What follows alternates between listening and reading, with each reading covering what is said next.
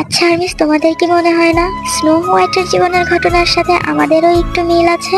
যেমন snow white যখন খুব একা হয়ে পড়েছিল, তখন সে 7টি বামনের দেখা পেয়েছিল। সেই 7টি বামন স্নো হোয়াইটকে আগলে রেখেছিল এবং স্নো হোয়াইটও নতুন করে বেঁচে থাকার দিশা পেয়েছিল। তেমনি আমাদের আর্মিদের একাকিত্বের সময় বাংটানের 7টি মেম্বারের সাথে দেখা হয়েছিল।